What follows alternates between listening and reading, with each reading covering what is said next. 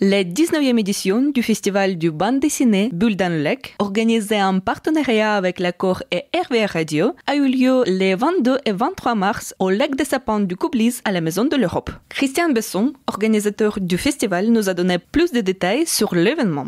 Nous sommes fidèles à ce qui se fait depuis le début, c'est-à-dire nous avons entre 20 et 25 auteurs.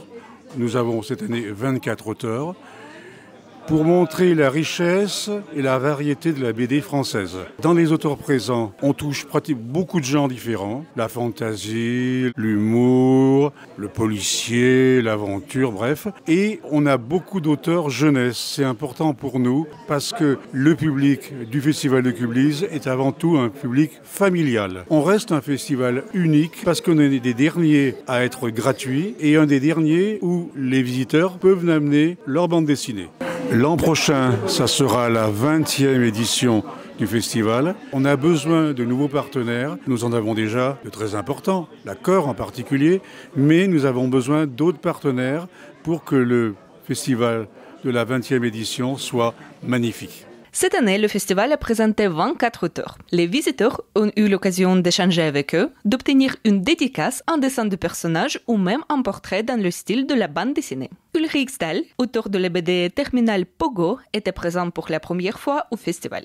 C'est bien, il y a du monde, c'est pas mal. Là, c'est pas commencé depuis très longtemps, mais il y a une bonne fréquentation, j'ai pas mal travaillé, c'est bien. En dédicace, en général, je fais des petits bonhommes comme ça. Je fais souvent des cow-boys et des dinosaures. Peut-être que ça donnera quelque chose un jour, mais je sais pas. Pendant que j'interviewais Yann Desgruel, il dessinait mon portrait. Mon dernier travail, ça a été mon témoignage de veilleur de nuit. J'ai été veilleur de nuit dans une maison un peu spéciale, une maison qui s'appelle TSA, ça veut dire trouble du spectre autistique. En fait, c'est le monde du handicap. C'est cette expérience que je raconte dans ma dernière BD, Les Veilleurs. Alors les portraits, c'est moi, ce que je dessine chez les gens, je dessine les enfants. J'essaie de retrouver leur âme d'enfant. D'ailleurs, c'est ce qu'on me dit d'ailleurs. On me dit toujours « Ah, tu nous as rajeunis, on dirait quand j'étais petite ». Donc j'ai obtenu mon portrait dans ce style avec un micro de RVR et une caméra. Puis je poursuivis ma visite du festival et j'ai rencontré Amélie Kos, l'autrice de la BD Fanny. C'est ma première fois à Kublis, oui. Donc je découvre le lac, l'ambiance. Je vais pas me plaindre, on est bien. Il fait bon dans la salle, le lac est joli. Tout va bien. Donc là, je dessine un personnage de la bande dessinée. Du coup, là, c'est la héroïne pour la dédicace. Et selon les albums. Ça, c'est La commode de tiroir de couleurs. C'est l'adaptation d'un roman d'Olivia Ruiz. Et la bande dessinée est sortie en 2021. Et moi, c'est ma première bande dessinée que je dédicace toujours. Au micro de RVR, Nicolas Sauge, auteur de la BD Nico Senpai au Vietnam. Plus qu'un guide, c'est un peu une sorte de carnet de voyage, ou carnet post-voyage, parce que je l'ai fait une fois que je suis rentré, sur le fait d'être allé au Vietnam pendant une semaine, il y a 2 ans. Animer un atelier BD avec des auteurs vietnamiens professionnels ou semi-professionnels. C'était quelque chose qui a été organisé avec l'Institut français, qui dépend de l'ambassade de France, et un institut allemand.